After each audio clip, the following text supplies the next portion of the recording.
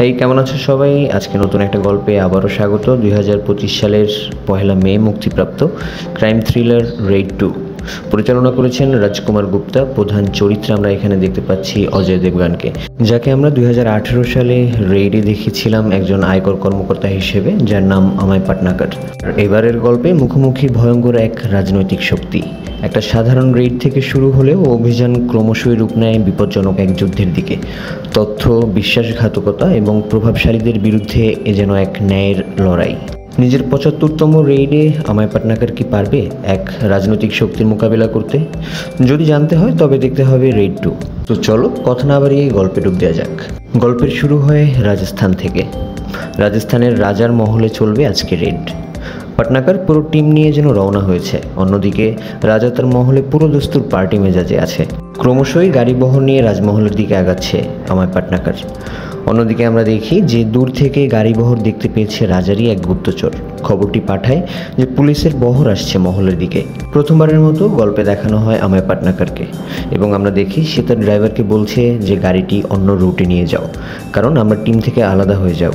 এদিকে একজন রক্ষী দূরবীন দিয়ে দেখে রাজাকে কনফার্ম করে যে হ্যাঁ, গাড়ি বহর আসছে মহলের দিকে। খবরটা শুনে রাজাকে বেশ চিন্তিত মনে হচ্ছে। এদিকে খুব ভোর সকালেই রাজদরবারে কড়া নাড়ে ইনকাম ট্যাক্স অফিসার টিম। আর রাজমহলে প্রবেশ পথের ঠিক শুরুতেই আমরা দেখি যে রাজার আদেশে সমস্ত মহল থেকে রক্ষীরা যেন ঝাঁপিয়ে পড়েছে ইনকাম ট্যাক্স অফিসারদের উপর।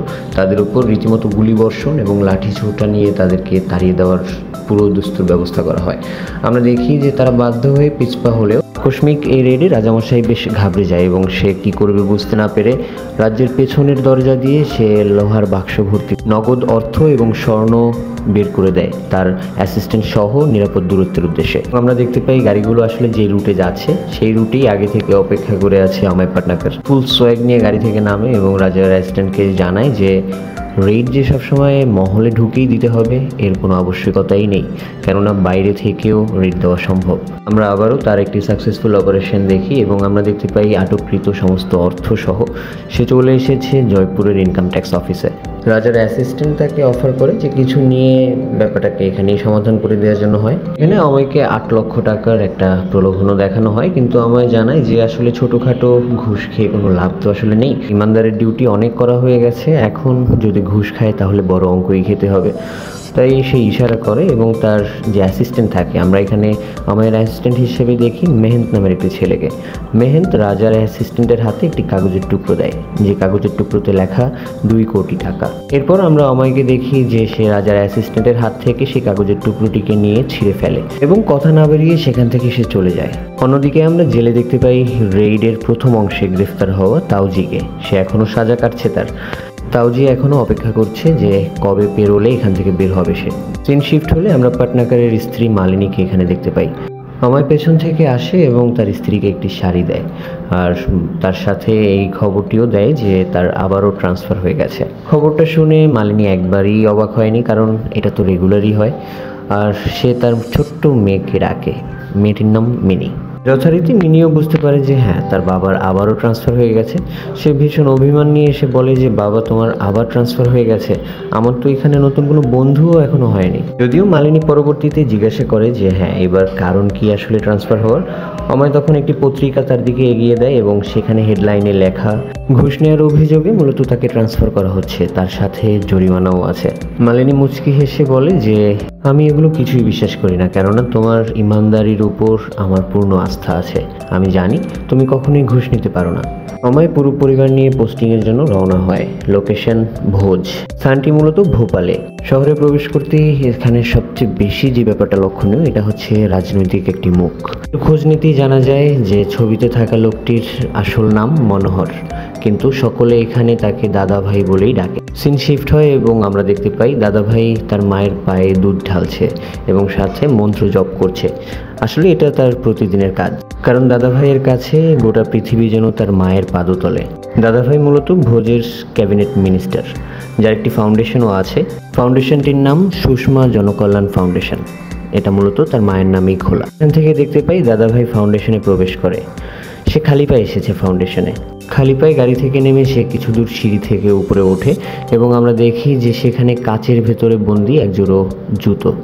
মূলত এই জুতোগুলো দাদাভাইয়ের স্ট্রাগল লাইফের। সেই জুতোগুলোকে খুব সম্মান এবং শ্রদ্ধা করে, কেননা এই জুতোগুলো তাকে লাইফে অনেক কিছু দেখিয়েছে, অনেক কিছুর সাথে মোকাবেলা করতে শিখিয়েছে। সে হাত জোর করে প্রণাম করে এবং নতুন জুতো পরে একটি নতুন দিন শুরু করে, আর এইটাই তার প্রত্যেক দিন সকালের রুটিন।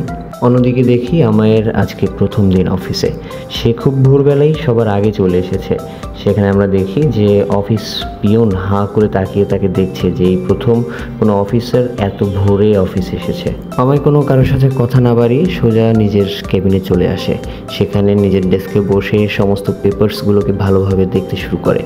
আমরা দেখি যে বেলা 10টা নাগাদ সমস্ত এমপ্লয়ি অফিসে চলে এসেছে এবং আমায় তখন তার কেবিন থেকে বের হয় এবং ডিপার্টমেন্টের বাকি সকলের সাথে নিজেকে ইন্ট্রোডিউস করে। পরিচয় পর্ব শেষ করে সে তার টিমকে জানিয়ে দেয় যে এবার কাজ করার পালা।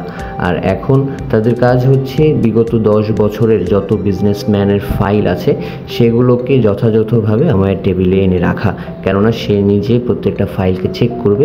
এখানে আমরা আমাদের টিমে একটি মেয়েকে দেখতে পাই। মেয়েটির নাম গীতা। গীতা আমাকে নিজের রোল মডেল মনে করে। সিন শিফট হয় এবং আমরা দেখি আমায় খাবার টেবিলে তার ফ্যামিলির সাথে। আমায়ের স্ত্রী মালিনী তাকে জিজ্ঞাসা করে ইনভেস্টিগেশনের দরুন কতটুকু তথ্য তার হাতে এসেছে। তখন আমায় জানায় যে এই প্রথম কোনো তথ্যই আমার হাতে আসেনি যার সাহায্যে আমি ইনভেস্টিগেশনকে সামনে এগিয়ে নিয়ে যাব। অন্যদিকে দেখি বাবার কাছে মেয়ের আবদার যে কোথাও ঘুরতে নিয়ে তো যেতে পারো, আগামীকাল তো স্কুলও বন্ধ, তোমার অফিসও বন্ধ, তাহলে আমাদেরকে কোথাও ঘুরতে নিয়েই চলো। মেয়ের আবদার রাখতে আমায় পুরো পরিবার সহ রওনা হয় ফাউন্ডেশনের উদ্দেশ্যে। আজকে সেখানেই তারা ঘুরতে যাবে। আমায় ফাউন্ডেশন ঘুরে দেখছে, কিন্তু খুব নিখুঁতভাবে সে পর্যবেক্ষণও করছে। আর সেখানেই হঠাৎ সাক্ষাৎ হয় দাদাভাইয়ের সাথে। তারা এই প্রথম দুজন সামনাসামনি। এখানে আমরা দেখতে পাই দাদাভাই বেশ হাসি মুখে তাদেরকে ঘুরে সমস্ত কিছু দেখানোর প্রস্তাব রাখে এবং সে সমস্ত কিছু তাদেরকে ঘুরিয়ে দেখায়।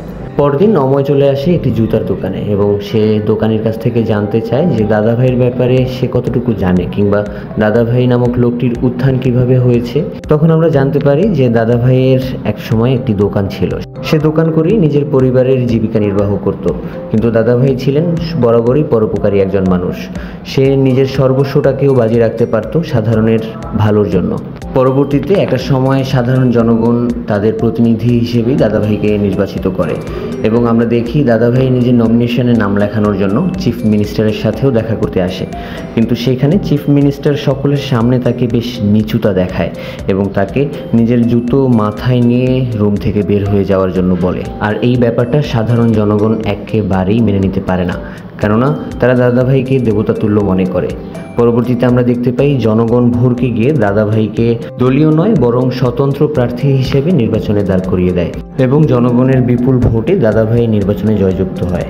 তারপর এমনই একদিন চিফ মিনিস্টার আসে দাদাভাইয়ের সাথে দেখা করতে, কিন্তু দাদাভাই তাকে তখন বলে যে আগে ক্ষমা চাইতে হবে, তারপর সন্ধি।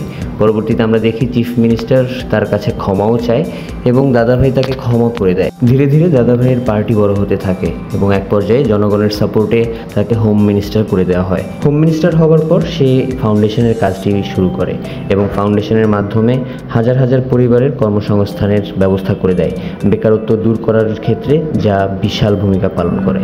পরবর্তীকালে আমরা দেখতে পাই তাকে সেন্ট্রাল গভর্নমেন্ট থেকে একজন ক্যাবিনেট মিনিস্টার হিসেবে নিযুক্ত করা হয় এবং এভাবেই প্রতিনিয়ত দাদাভাই তার কাজের মাধ্যমে মানুষের কাছে হয়ে ওঠে দেবতাতুল্য একজন অধিপতি। দোকানের কাছ থেকে দাদাভাইয়ের ব্যাপারে জানতে পেরে আমায় চলে আসে একটি খোলা মাঠের কাছে এবং সে খুব খুঁটিয়ে দেখছে ফসলি জমিতে ফসল কেটেই নেওয়া হয়েছে সমস্ত, কিন্তু একটি অংশ জুড়ে বেশ কিছু ফসল এখনও কাটা হয়নি। তখন স্থানীয়দের কাছে যখন জিজ্ঞাসা করা হয় তখন তারা জানায় যে এই জমির মালিক বিক্রম গরিয়াল নামের এক ভদ্রলোক এবং তার মতে যদি ফসলি জমিতে সর্বদা কোনো ফসল দাঁড়িয়ে থাকে তাহলে এটা জমির জন্য বরকতময়। তাই সে প্রত্যেক বছরই এই একই ড্রামা করে এবং সে তার জমির একটা অংশে কিছুটা ফসল রেখে দেয়। ব্যাপারটা আমাদের কাছে বেশ সন্দেহজনক। এরপর এভাবেই কেটে যায় বেশ কয়েকটা দিন। তারপর আমরা একদিন রাতে দেখি যে অময় পুরো টিম মেম্বারদেরকে একত্র হওয়ার জন্য মেসেজ করে। এত রাতে কেন ডেকেছে আমায়? সবার এই একটাই প্রশ্ন। তারপর আমরা দেখি অময় সেখানে উপস্থিত হয় এবং সকলের হাতে একটি করে এনভেলপ খাম দেয়। একে একে সকলেই তার খাম খোলে এবং কাগজ বের করে এবং প্রত্যেকটি কাগজে একটি নাম লেখা, ক্যাবিনেট মিনিস্টার মনোহর, যাকে সকলে দাদাভাই নামেই চেনে। আর এই খামের লেখা কাগজটি দেখে সকলের মাথা খারাপ হয়ে যায় যে কি করতে চাচ্ছে আমায়, কেননা এই মানুষটাকে তারা সকলেই চেনে। ইভেন ভোজের প্রত্যেকটি মানুষ তাকে দেবতাতুল্য সম্মান করে। আর এই মানুষটার এগেনস্টে আমায় এত বড় একটা ক্লেম দিচ্ছে। তখন অময় জানায় তার টিমকে এর পেছনের গল্প। অময় যখন রাজমহল থেকে আটককৃত অর্থের মামলাটি লোপাটের জন্য 2 কোটি টাকা ঘুষ চেয়ে বসে, তখন তাতে রাজি হয়ে যায় রাজার সেই অ্যাসিস্ট্যান্ট। 2 কোটি টাকার অ্যারেঞ্জমেন্টের জন্য তারা রওনা হয় একটি গন্তব্যে।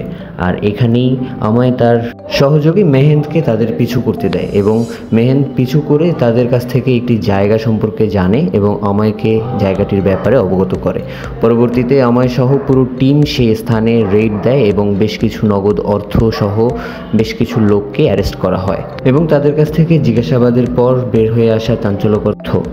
এবং সে আরও পরবর্তীতে জানতে পারে যে এই সমস্ত অর্থের যোগানদাতা মূলত ভোজের ক্যাবিনেট মিনিস্টার দাদাভাই। তো আমায় বেশ ভালো করেই জানে যে কোনো প্রমাণ ছাড়া দাদাভাইয়ের সাথে সে টক্কর দিয়ে পেরে উঠবে না, আর তার জন্য তাকে প্রমাণ করতে হবে দাদাভাইয়ের ব্ল্যাক মানিকে হোয়াইট করার উৎসগুলোকে।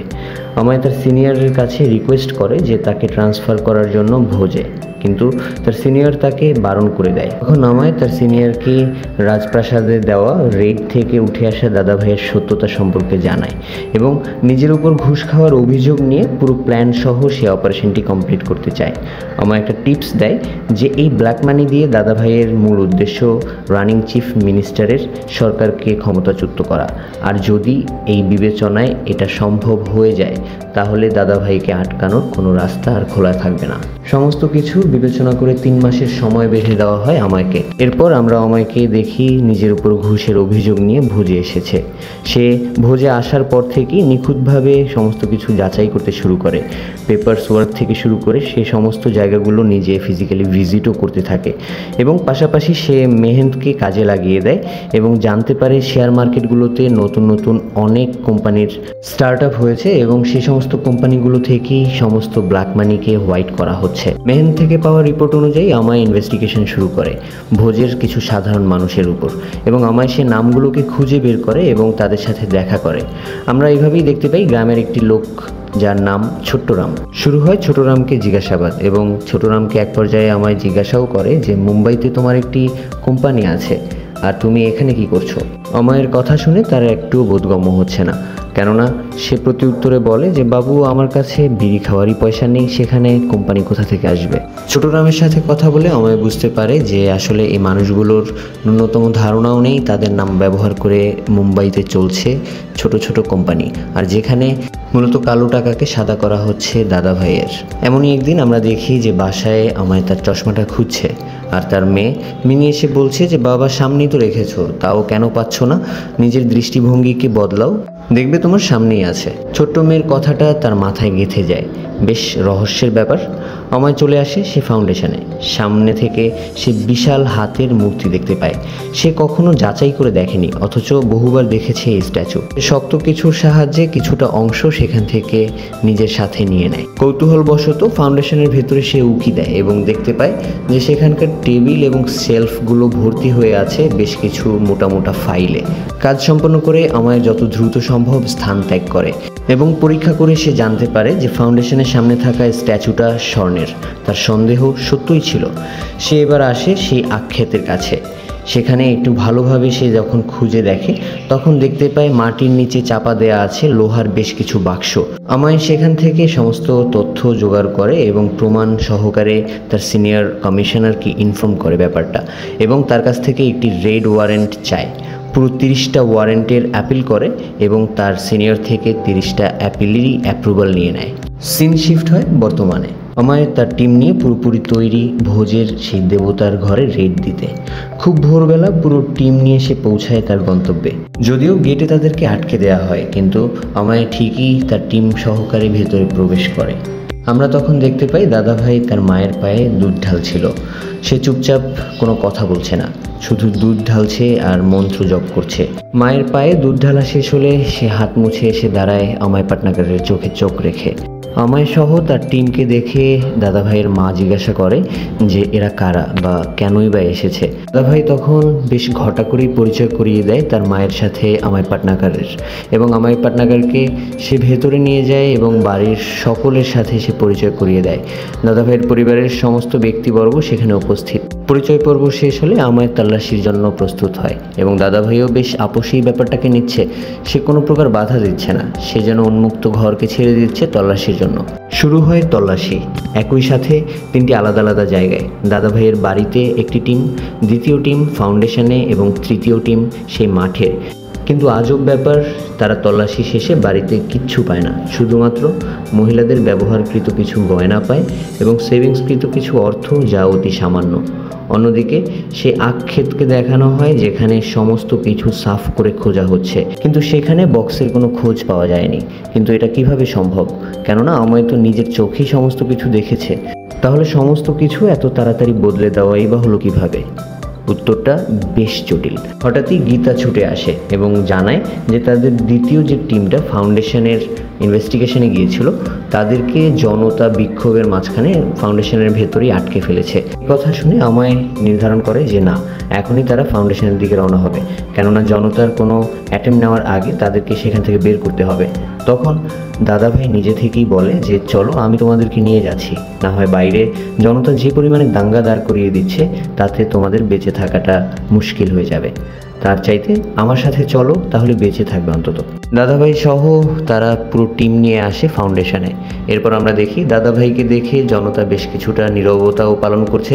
আমায় সুযোগটাকে কাজে লাগায়, সে ফাউন্ডেশনের সামনে থাকা স্ট্যাচুটাকে পরীক্ষা করায় এবং পরীক্ষা শেষে রেজাল্ট আসে যে সামনে থাকা স্ট্যাচুটা আসলে পিতলের। আমায় সেদিন লুকিয়ে নেওয়া সেই টুকরোটা বের করে এবং চেক করতে বললে তা বের হয় স্বর্ণ। আমায় বুঝতেই পারছে না যে এত তাড়াতাড়ি কিভাবে সমস্ত কিছুকে রিপ্লেস করে দেওয়া হয়েছে। হঠাৎ করেই আমায়ের খেয়াল পড়ে ভেতরে দেখা সেদিন রাতের চেম্বার রুমটার কথা। সে তখন দাদাভাইকে বলে যে তল্লাশির জন্য এই ঘরটাকে খুলতে হবে এবং সেদিকে ঢুকে দেখতে পায় বেশ গোছানো একটি লাইব্রেরি। অথচ সেদিন রাতেই সে এখানে গাদা গাদা ফাইল দেখেছিল। তখন দাদাভাই মুচকি হেসে বলে এটা আমার বাবার স্মৃতিতে বানানো একটি লাইব্রেরি। এখানে কথার মাঝখানে বাইরে থেকে জনগণের বেশ হইচই শোনা যাচ্ছিল। দাদাভাই বেশ ভারী গলায় তার ছোট ভাইকে বলে যে যাও, বাইরের সমস্ত ব্যাপার শান্ত করো, এবং ভীষণ দাপটের সাথে আমায়কে সে বলে যে তুমি যদি বাঁচতে চাও তাহলে আমার সাথেই বের হও, কেননা সাধারণ জনতার হাতে মৃত্যুও হতে পারে, আর সেটা করুণ মৃত্যু হবে। দাদাভাই পেছনের একটি গেট দিয়ে আমায়কে বের করে নিয়ে আসে। তখন আমায় জিজ্ঞাসা করে যে এত স্বর্ণ কি করবেন? দাদাভাই আমায়কে উত্তর দেয় না, বরং প্রসঙ্গ বদলে সে জানায় যে সকলের সামনেই ছিল, তার খোঁজ আপনিই বের করেছেন। তাহলে ভাবুন আমি আপনার খোঁজ কত আগে থেকে রাখছি। তখন আমরা জানতে পারি যে আমায় ট্রান্সফার হয়ে আসার দিন থেকে এই অবধি 24 ঘন্টা আমায়কে নজরদারিতার ভেতরেই রাখা হতো। ক্ষিপ্ত জনতার ভিড় থেকে আমায়কে বের করে নিয়ে যাচ্ছে দাদাভাই। খুব সেফলি তাকে বের করে দেওয়া হচ্ছে এবং এরই মাঝখানে ভিড় ঠেলে একজন মুরব্বি আমায়কে ধাক্কা দিয়ে বসে। মূলত ধাক্কার ছলে একটি চিরকুট আমায়ের পকেটে সে রেখে দেয়। আমায় পাটনাগার সেফলি সেখান থেকে অফিসে আসে এবং দেখতে পায় তার টেবিলে সাসপেনশন লেটার রাখা। সে চুপচাপ চেয়ারে বসে এবং সাসপেনশন লেটারটি পড়ে সে উঠে সোজা চলে আসে, কারোর সাথে কোনো কথা বলে না। এদিকে তাওজি জেল থেকে বের হয়েছে এবং সে পাটনায়ককে সাসপেন্ড হওয়ার ব্যাপারটাতে হেসে হেসে গসিপ করছে, কেননা পাটনায়কের সাসপেন্ড হওয়ার ব্যাপারটা তার কাছে খুবই আনন্দের। এদিকে স্ত্রী সন্তান সহ আমায় শ্বশুরবাড়িতে এসেছে, বেশ উদাসীন লাগছে তাকে। হঠাৎ করেই সে লক্ষ্য করে টেবিলের উপরে একটি কাগজের টুকরো, যেখানে লেখা নেহা রাথোর, রেলওয়ে বিভাগ। এই কাগজের টুকরোটি সেদিন ভিড়ের ভেতরে একজন মুরব্বি তাকে পকেটে দিয়েছিল, কিন্তু কেনই দিয়েছিল, এর পেছনে কী রহস্য লুকিয়ে আছে, সে ব্যাপারটা ভাবতে ভাবতেই বের হয়ে পড়ে। আমায় পাটনাগার লাইব্রেরিতে আসে এবং পুরানো পেপারস থেকে সে খুঁজতে থাকে নেহা রাথোর নামের কারো কেসের ব্যাপারে, এবং সে অনুসন্ধান চালিয়ে যায়। পরবর্তীতে আমরা দেখি সে আবারও সেই খোলা মাঠে এসেছে। দাদাভাইয়ের দেওয়া ওভার কনফিডেন্স থেকে টিপটি যে পেয়েছিল, হঠাৎ করেই সে ব্যাপারটাকে আনলক করে ফেলে এবং ধরে ফেলে যে দাদাভাই তাকে মাটির কথা বোঝাতে চেয়েছে, অর্থাৎ জমি জমা কেন্দ্রিক কোনো সোর্স তো অবশ্যই আছে ব্ল্যাক মানি উপার্জনের জন্য। এরপর আমরা দেখতে পাই আমায় যোগাযোগ করে একজন রেলওয়ে কর্মকর্তার সাথে এবং জানতে পারে নেহা রাথোর মূলত সুইসাইড করেছিল এবং সুইসাইড নোটে সে দাদাভাইকে দোষারোপও করেছিল, কিন্তু পরবর্তীতে সেই নোটটিকে সরিয়ে ফেলা হয় এবং তার কোনো কেস সেখানে দাখিলও করা হয় না। পরবর্তীতে আমরা দেখি যে আমায় তার এক ফ্রেন্ডের সাথে কথা বলছে এবং তার কাছে এই কেসের ব্যাপারে সাহায্যও চায় এবং একটি ডেটা ফাইল পেয়ে যায় দাদাভাইয়ের। এদিকে মেহেন্দ একটা চাঞ্চল্যকর তথ্য দেয় আমায় পাটনাকারকে। নেহা রাথোর নামে যে মেয়েটি ছিল তার নামে প্রায় 80 বিঘার মতো জমি কেনা আছে, যার উপর একটি 5 তারকা হোটেলও নির্মিত। আরও কিছু ফাইল দেখানো হয়, অন্যান্য নামধারী বেশ কিছু জমি জমার কাগজ। সিন শিফট হয় এবং আমরা দেখতে পাই ইনভেস্টিগেশনের সূত্রপাত ধরে আমায় পাটনাকার রেলওয়েতে কর্মরত বেশ কয়েকজন নারীর সাথে দেখা করে এবং তাদের সাথে কথা বলতে চায়। অন্যদিকে আমরা দেখতে পাই রেলওয়েতে কর্মরত মেয়েরা আসলেই ইন্টারেস্টেড না পাটনাকারের সাথে কথা বলতে, কেননা পাটনাকার যে ব্যাপারে কথা বলতে চাচ্ছে আসলে তারা কেউই এ ব্যাপারে কথা বলতে ইন্টারেস্ট ফিল করছে না। সিন শিফট হয় এবং আমরা দেখতে পাই আমায় পাটনাকারের স্ত্রী মালিনী তাকে জিজ্ঞাসা করছে, কেন এত চিন্তিত তুমি? আমায় তখন বলে দাদাভাই মেয়েদের সাথে রেলওয়েতে চাকরি দেওয়ার বাহানায় নামমাত্র মূল্যে তাদের জমি জমা কিনে নেয় এবং অনেককে তো সেক্সুয়ালি হ্যারাসমেন্টও করে। এর শিকার হয় বহু মেয়ে, কিন্তু মুখ খোলার সমস্ত রাস্তাই যেন তাদের বন্ধ। আমরা অন্যদিকে দেখি যে দাদাভাই হোটেলে একটি মেয়ের সাথে, মেয়েটির নাম জয়া। জয়া বলে বাড়ি থেকে আমার জন্য সম্বন্ধ দেখছে। দাদাভাই বলে বিয়ে করে নাও, আমরা এভাবেই দেখা করব মাঝে মাঝে। একথা বলেই সে হোটেল রুম থেকে সোজা বের হয়ে আসে। একবারের জন্য পেছনে সে তাকিয়ে দেখে না জয়াকে। পরবর্তী সিনে আমরা পরিচিত হই গল্পের একটি নতুন মুখ, নাম দেবেন্দ্র গেহলত। পেশায় তিনি একজন উকিল, কিন্তু সে ন্যায়ের জন্য লড়াই একদমই পছন্দ করে না। বরাবরই তার লড়াইয়ের মূল মন্ত্র অর্থ বা টাকা। আমায় পাটনাকার সেই দেবেন্দ্রের কাছেই এসেছে দাদাভাইয়ের পেপারসগুলো নিয়ে তার অ্যাগেনস্টে একটি কেস করার জন্য এবং আমরা দেখি আমায় তাকে মোটা অঙ্কের টাকাও দেয় এবং জিজ্ঞাসা করে পরিস্থিতির ভাঁজে আবার দলবদল করবে না তো। দেবেন্দ্র হেসে বলে যে ভাই এত অবিশ্বাস। তখন সে টাকাটা হালকা চেটে বলে, নাও ভাই তোমার নুন খেয়ে নিলাম, এবার তো ঠিক আছে। অন্যদিকে দেখতে পাই দাদাভাইয়ের অ্যাসিস্ট্যান্ট তাকে জানায় যে তার নামে একটি রিপোর্ট সহ মামলা দাখিল করা হয়েছে। এমন সময় কল আসে, ফোনের বিপরীত থেকে আমায় পাটনাকার দাদাভাইকে কল দিয়েছে। সে দাদাভাইকে বলে যে গতবার তুমি আমাকে টিপ দিয়েছিলে, এবার আমি তোমাকে একটি টিপ দিচ্ছি এবং এখানে আমায় যে টিপটি ইউজ করে এটা হচ্ছে নেহা রাথোর। দাদাভাই এই কথাটা আমায় পাটনাকারের মুখ থেকে শুনে জাস্ট অবাক হয়ে যায়, কেননা আমায় এই কথাটা কিভাবে জানলো। এটা বহু আগের একটি লুকায়িত ঘটনা যা উন্মোচন করার প্রশ্নই আসে না। তাহলে কিভাবে সে এই ব্যাপারটা পর্যন্ত পৌঁছালো? আমরা দেখি ভোজে নতুন ইনকাম ট্যাক্স অফিসার এসেছে যার নাম লল্লন সুধীর, যে ডেপুটি কমিশনার হয়ে এখানে এসেছে। সে ডিউটির প্রথম দিনই নিজের কথাবার্তা এবং বিহেভিয়ার দিয়ে বুঝিয়ে দেয় যে সে কতটা কারাপ্টেড পারসন। এদিকে লল্লন রাতেই চলে যায় দাদাভাইয়ের সাথে সাক্ষাৎ করতে। যতটা মাখন দেওয়া যায় সে তার সর্বোচ্চটা এখানে দিয়ে দেয়। ইভেন দাদাভাইয়ের মাকে দেখে সে রীতিমতো মাটিতে লুটিয়ে পড়ছে। দাদাভাই না করা সত্ত্বেও সে মায়ের পায়ের ধুলো নিচ্ছে। পরদিন উকিল দেবেন্দ্রের সাথে সাক্ষাতে আসে দাদাভাইয়ের অ্যাসিস্ট্যান্ট বিনোদ, সাথে একটি গিফট এনেছে, বিদেশি মদের বোতল। সেখানে অর্থের প্রলোভনে উকিলকেও কিনে নেয় তারা। দাদাভাইয়ের অ্যাসিস্ট্যান্ট এসে জানায় যে উকিল 2 কোটি টাকা দাবি করেছে। একথা শুনে দাদাভাইয়ের ছোট ভাই রিয়্যাক্ট করলেও দাদাভাই রাজি হয়ে যায়, কেননা সে ব্যাপারটাকে নিজের কন্ট্রোলের বাইরে যেতে দিতেই চায় না। অন্যদিকে আমায় পাটনাকার গীতাকে খবর দেয় যে বিক্রম গারিয়াল নামক এক ব্যক্তির কাছে লুকানো আছে দাদাভাইয়ের সমস্ত সম্পদ। আমায় বলে যে টিপটা লল্লনকে দাও এবং ওইখানে রেড মারো। গীতা বেশ গুছিয়ে ব্যাপারটাকে উপস্থাপন করে লল্লনের সামনে। এত বড় একটা রেডের কথা শুনে লল্লনও বেশ খুশি হয়ে যায়। আর তারপর দিন দেখি আমরা তারা দলবল নিয়ে পুরো টিম সহকারে চলে আসে বিক্রম গারিয়ালের বাড়িতে। রেড পড়েছে আজকে এখানেই। অফিসিয়ালি পেপারস নিয়ে তারা তল্লাশি শুরু করে বিক্রম গারিয়ালের বাড়িতে এবং প্রথমেই তারা ফ্রিজ ভর্তি কিছু টাকার বান্ডেল পায়, যা দেখে আশ্চর্য হয়ে যাওয়ার মতোই অবস্থা। তারপর আরেকটু তল্লাশি করে তারা লোহার বাক্স ভর্তি অর্থ এবং স্বর্ণ পায়। ইনকাম ট্যাক্স অফিসার কর্তৃক আটককৃত সমস্ত মালামাল বের করে আনা হয়, যা দূরে দাঁড়িয়ে অময় পাটনাকার দেখছিল এবং মুচকি হাসছিল। অময় পাটনাকার দাদাভাইকে কল দেয় এবং বলে উকিলকে কিনতে 2 কোটি টাকা লাগবে, আর মাত্র আটক হলো 20 কোটি টাকা, তা ওইভাবে তোমার চোখের সামনে।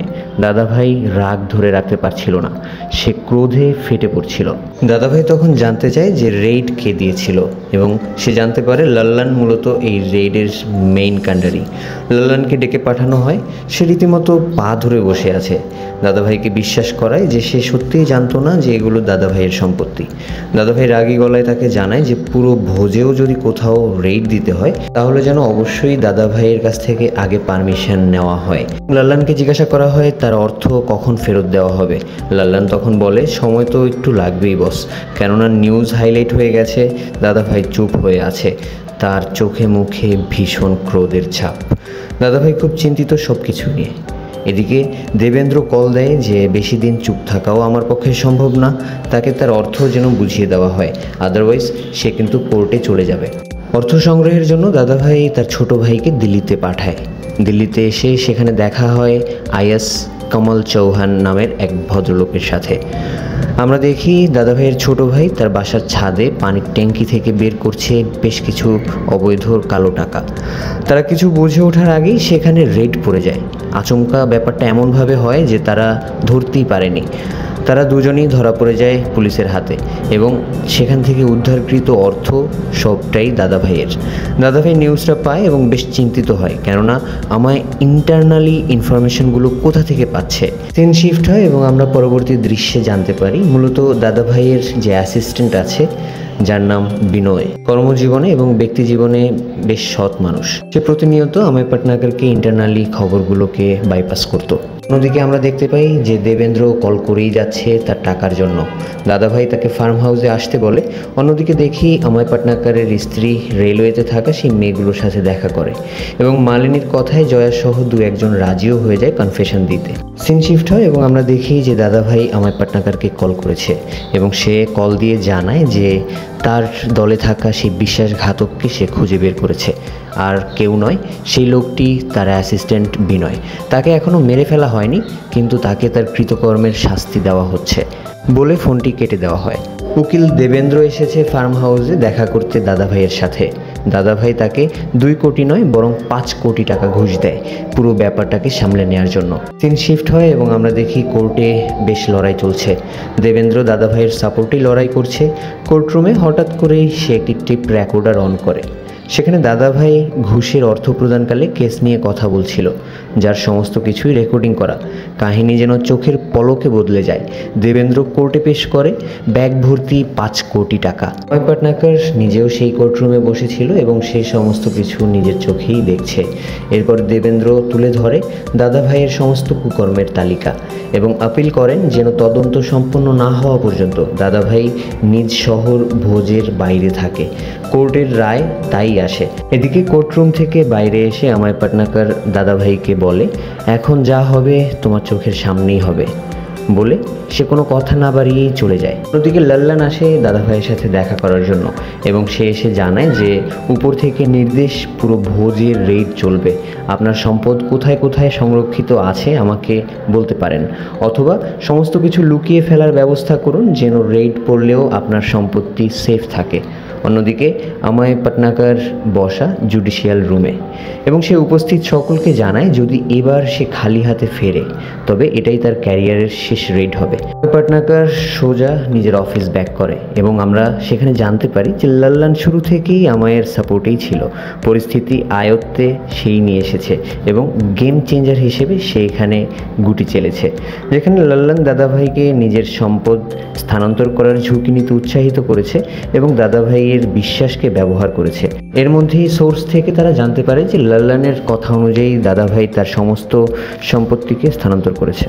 এবং সমস্ত সম্পদকে লুকিয়ে রাখা হয়েছে 5 স্টার একটি হোটেলে। তো ইনফরমেশন মোতাবেক সমস্ত অফিসাররা সেই বিশাল টিম নিয়ে অফিসিয়ালি পেপার সহ রেড দেয় হোটেলে। সেখানে তাওজিকেও আমরা দেখতে পাই, সে হোটেলে বেশ রিল্যাক্সে সময় কাটাচ্ছে। হোটেল ম্যানেজার প্রথমেই তাদেরকে আটকে দেয় এবং তারা লিগ্যাল অর্ডারের পেপার দেখায় এবং তাদের রেডকে অব্যাহত করে। তখন আমরা জানতে পারি যে হোটেল রুমের বিভিন্ন জায়গায় স্টাফ সহ গেস্টরা আছে, যাদেরকে একসাথে বের করাটা পসিবল হবে না। তখন হোটেলে ফায়ার অ্যালার্ম বাজানো হয় এবং ফায়ার অ্যালার্মের শব্দে সমস্ত গেস্ট দৌড়ে বাইরে বের হয়ে আসে। হোটেলে শুরু হয় অভিযান। হোটেলের রেডে দুইটা টিম ছড়িয়ে পড়ে। একটি টিম লিড করছে আমায় এবং অন্য টিমটি লিড করছে লাল্লান। লাল্লান শুরুতেই প্যান্ট্রি রুমে ঢোকে এবং তারা সেখানে সাজানো টাকা ভর্তি বেশ কিছু গদি পায়। অন্যদিকে পাওয়া যায় ওয়াশরুমে পানির নল থেকে শুরু করে যাবতীয় সমস্ত ফিটিংস আইটেমগুলো স্বর্ণের তৈরি, যা সবার নজরের সামনে থাকলেও কারো ভাবনার ভেতরে ছিল না, ভাবনার বাইরেই ছিল। সন্দেহ থেকে আমায় দেয়ালগুলোকে টোকা দিয়ে চেক করতে থাকে এবং একটি দেয়ালে তার নজর আটকায়। দেয়ালের পেছনে কি জানতে চাইলে হোটেল ম্যানেজার জানায় সেখানে লন্ড্রি রুম আছে। ম্যানেজারের কথাবার্তা একদমই বিশ্বাস হচ্ছে না। তারা সেই দেয়ালটিকে ভেঙে ফেলে এবং চোখে ছানা বড়া করে দেওয়ার মতো অবস্থা। এদিকে নগদ অর্থ, স্বর্ণ, মানে সব কিছু মিলে। এদিকে আমরা দেখি তাওজি চিফ মিনিস্টারের সাথে দেখা করেছে। সে দাদাভাইয়ের অন্তিম লগ্নের গল্প এবং নিজেকে বাঁচাতে দাদাভাইয়ের সাথে সম্পর্কর ব্যাপারটা ওয়ার্ন করে তাদের সকলকে। এদিকে দাদাভাই এক এক করে সমস্ত নেতাকর্মীদেরকে কল করছে, কিন্তু সবাই তার কলকে ইগনোর করছে। ইভেন সে সরাসরি কল করে প্রধানমন্ত্রীকে, কিন্তু প্রধানমন্ত্রীও তার উপর থেকে হাত গুটিয়ে নেয়। দাদাভাই ক্রোধে ফেটে পড়েছে। সে চোখের সামনে নিজের এম্পায়ারকে ধ্বংস হয়ে যেতে দেখছে। এখন এমন সময় কেউ পাশে নেই। বাধ্য হয়ে দাদাভাই ভোজে ল্যান্ড করে। হোটেলের বাইরে চলছে দাদাভাইয়ের লাঠিয়াল বাহিনীর স্ট্রাইক। অন্যদিকে দেখি জনতার ভিড়ে ইনকাম ট্যাক্স অফিসাররা ভেতরে আটকা পড়ে আছে। দাদাভাইও চলে এসেছে হোটেলের সীমানায়। বিক্ষোভকারীরা ভাঙচুর করছে অফিসারদের গাড়ি বহরে। অন্যদিকে মালিনী তার সকল ভিকটিমদেরকে নিয়ে পৌঁছায় দাদাভাইয়ের মায়ের কাছে। প্রথমে যদিও দাদাভাইয়ের মা মালিনীর কথাগুলো বিশ্বাস করে না, পরবর্তীতে বাকি মেয়েদের দেওয়া জবানবন্দি যেন তার সন্তানের প্রতি অন্ধ বিশ্বাসের ভিতকে নাড়িয়ে দেয়। বাইরের জনতার বিক্ষোভ সামলাতে রীতিমতো হিমশিম খেতে হচ্ছে পুলিশকে। অন্যদিকে সরকারি গাড়িগুলোতে আগুন জ্বালাতে ব্যস্ত বিক্ষোভকারীরা। পরিস্থিতিকে সামলাতে আমায় লাল্লানকে বলে যে টাকা ফেলতে উপর থেকে। লাল্লান তাই করে। মুহূর্তের ভেতরে টাকার বৃষ্টি দেখে বিক্ষোভকারীরা ছুটে জড়ো হয় টাকা কুড়ানোর জন্য। আর এই সুযোগকে কাজে লাগিয়ে আটককৃত সমস্ত সম্পদ শিফট করার ব্যবস্থা করে তারা আবার ফেরত আসে ফাউন্ডেশনে এবং ফাউন্ডেশনের ঝিল থেকে ক্রেনে করে বের করে আনা হয় সেই স্বর্ণের হাত। বাঁচার কোনো উপায় নেই এবার আর। ভিড় ঠেলে দাদাভাই বের হয়ে আসে এবং তার এক ইশারায় যেন লাঠিয়াল বাহিনী ঝাঁপিয়ে পড়বে এখনই। এমন সময় দাদাভাইয়ের মা চলে আসে, সাথে আসে মালিনী এবং সেই সমস্ত মেয়েরা যাদের সাথে দাদাভাই অন্যায় করেছে প্রতিনিয়ত। দাদাভাইয়ের মা লজ্জায় জুতো মাথায় তুলে তার বহিঃপ্রকাশ করে, যা দেখে কান্না চোখে দাদাভাই মাকে থামিয়ে দেয় এবং তার কৃতকর্মের সত্যতা স্বীকার করে ক্ষমা চায় মায়ের কাছে। অমনি একটা থাপ্পড় বসিয়ে দেয় তার মা। নিজের কৃতকর্মের অনুশোচনার জন্য তাকে খুবলে খুবলে খাচ্ছে, কিন্তু এখন আর কিচ্ছু করার নেই, অনেকটা দেরি হয়ে গেছে। সে অঝরে কান্না করতে থাকে। এদিকে সাধারণ জনগণ এতদিন যাকে দেবতা তুল্যভাবে পুজো করে এসেছে, আজকে তার আসল রূপ দেখে সবাই যেন বিচলিত হয়ে গেছে। রীতিমতো লাঠি হাতে এগিয়ে আসে দাদাভাইকে হত্যার উদ্দেশ্যে। তখন আমায় সামনে চলে আসে এবং সমস্ত লাঠিয়াল বাহিনী থেকে শুরু করে সাধারণ জনগণদেরকে সরিয়ে দেয়, কেননা আইনের আয়তায় তাকে আনা হবে আর আইনকে হাতে তুলে নেওয়ার অধিকার কারোরই নেই। দেখানো হয় আমায় দেখা করতে এসেছে সেই বয়স্ক ব্যক্তির সাথে, যে ভিড় ঠেলে সেই চিরকুটটি দিয়েছিল ইনভেস্টিগেশনের সূত্রগুলোকে জোড়া লাগানোর জন্য। উনি মূলত নেহার আথরের দাদা। বৃদ্ধ আমাকে থ্যাংক ইউ বলে এবং অন্যদিকে আমরা দেখি জেলে দাদাভাই এক কোনায় বসে আছে। সেখানে হঠাৎ করেই তাওজি আসে এবং জিজ্ঞাসা করে, ভেতরে তো এসেছো, এবার বাহিরে কিভাবে যাবে বলে নিজের হাতটি বাড়িয়ে দেয় একটি পার্টনারশিপের উদ্দেশ্যে, যা মূলত রেড 3 এর বার্তা বহন করছে। আর মুভিটি এখানেই শেষ হয়ে যায়। গল্পটি তোমাদের কেমন লেগেছে অবশ্যই কমেন্টে জানাও এবং লাইক করো, শেয়ার করো। যদি চ্যানেলে নতুন হয়ে থাকো তাহলে অবশ্যই সাবস্ক্রাইব করো এবং দেখা হচ্ছে পরবর্তী কোনো ভিডিওতে নতুন কোনো গল্পে। ততক্ষণ আল্লাহ হাফেজ।